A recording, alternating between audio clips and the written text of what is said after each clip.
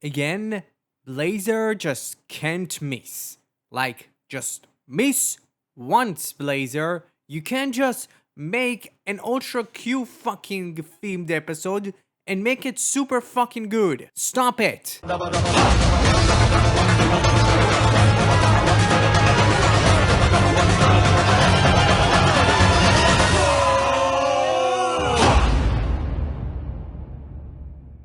この番組はご覧のスポンサーの提供でお送りします。 Are you curious where you can watch the latest episode of Kamen Rider and Sentai every week? Well, since there is no official release, you might have to resort to alternative methods. Personally, when I search for website to watch tokusatsu, my top priority is to safeguard my personal data. That's why I rely on Surfshark VPN, the sponsor of today's video. With Surfshark, your online safety and privacy is paramount, as it is effective at concealing your online activities through its VPN capabilities. By encrypting your internet traffic that nobody can pry into your online endeavors or track your digital whereabouts. Additionally, Surfshark enables you to virtually explore the world with a tap, thanks to its ability to change your VPN address. By switching your location to anywhere in America, let's say, you can access at least over 10 Ultraman shows and movies, or explore other toku shows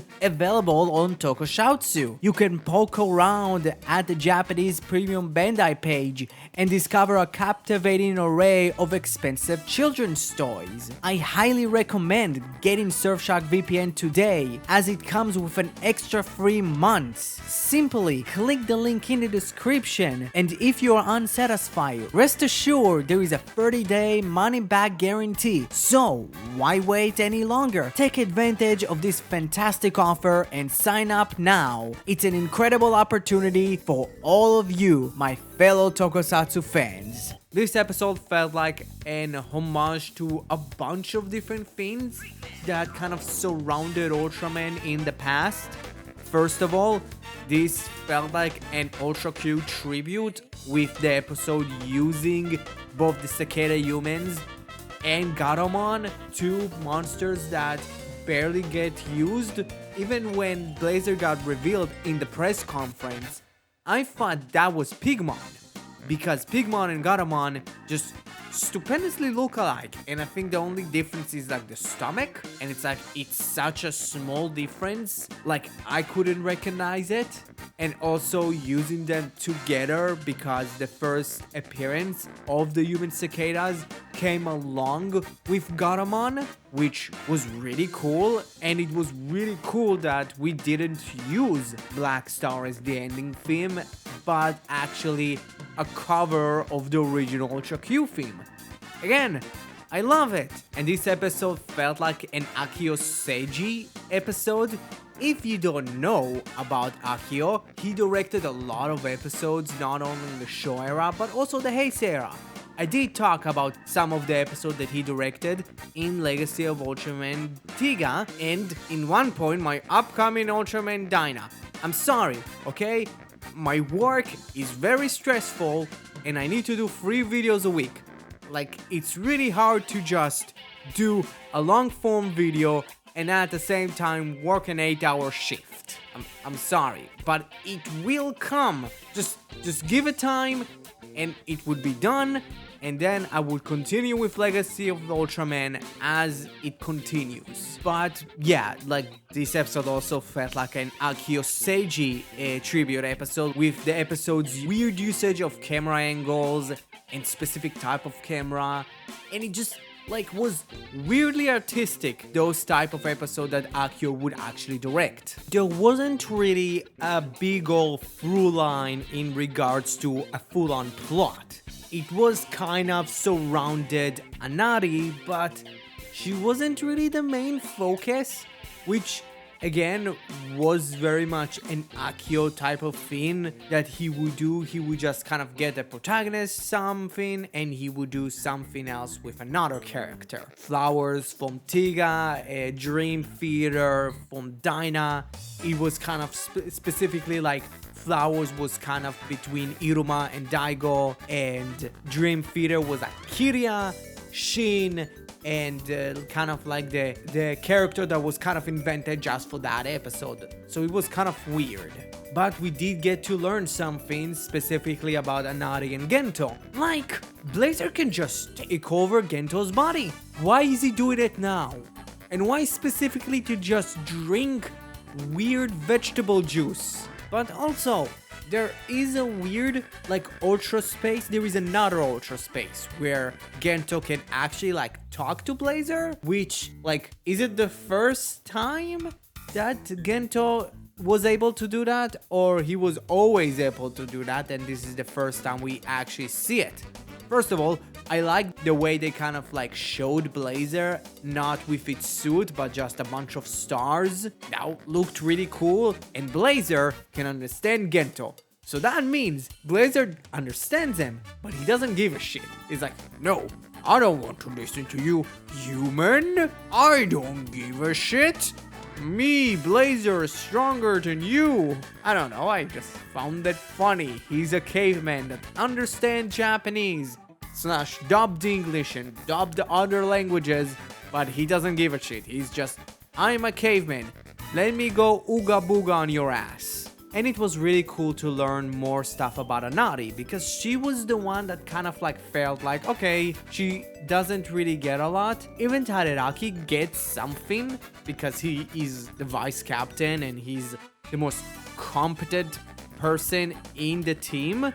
So it was kind of cool, but she mainly like, okay, she's there, but I've seen it on Twitter, and after seeing it, like, I'm thinking about it more and more, and I'm like, yeah, like, that's very much correct. She just feels like how an Ultraman host in the new gen era would have worked. Think about it. She doesn't really a master at anything. She's not the captain. She's not the vice captain. She's not, the tech expert. She's good with hand-to-hand combat, but they have Amy, and Amy is like the side-op chick. So it's like she is probably better. So she's like the jack of all trade, and she's just a competent and confident team member. That's it. That's literally every Ultra protagonist since Haruki from goddamn Ginga. It's kind of funny to think about it, but learning that she had some sort of past with music with her dad loving it was really cool, and having her actually kind of almost befriend the Human Cicada band after listening to them performing in the park, and their leader tells her that, yeah, when we perform I would invite you, and he does, which was like really cool. Like, it was really cool to just see something about Anari. I don't know. And after a year since she met the band, they actually invited her. At the same time, they released Garuman, which they control with their music. Almost like their leader understood that what they were doing is the wrong thing.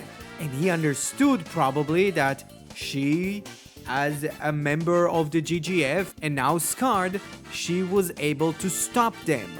Like everything with the fight against Garuman between Earth Garon and Garuman, and the really cool, like, interesting new rise up, which it's not going to probably get used ever again. It's just going to be a one-time thing for this episode, was absolutely great.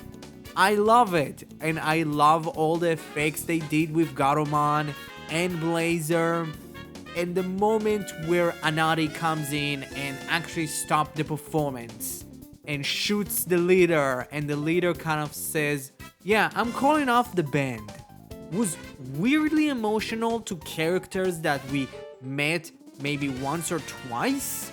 Again, everything about this felt like a love letter to Ultra as an art form more than anything else. Like, this episode was so good, not only like with using specific type of aliens and specifically using the old version of the Human Cicada and using a lot of the specific effects, like when we saw them come in to Earth 60 years ago was in black and white. How much, if I'm correct, or at least this is the first time I've watched it, was years ago, so maybe it was a remastering in color. The first episode where the human cicada appeared was in color, so using black and white was an interesting choice, but maybe it's just a remastering that I watched years ago that had color. I don't know, like, it's been years since I've watched Ultra Q. So yeah, again, everything was great. I hate to say it, but it was just an amazing episode that I wish all of you just go out and watch it. It's that fucking good. Blazar just can't fucking miss. Like, literally. Like, Blazar is like, it's climbing up to my top 5. Like, it's insane that we are like 9 episodes in and it's like, what the fuck? How the fuck can you just do banger after banger after banger of an episode? I don't know. If you don't like Blazar, you just don't like Ultraman. And maybe if you don't like Ultraman, you don't really like Tokusatsu. Maybe you should just quit. So yeah, what you thought about Blazar episode 9? Comment below, let me know. Thanks Surfshark for sponsoring my channel. Subscribe to my channel if you already didn't. Thank you very much. Have a great rest of your day.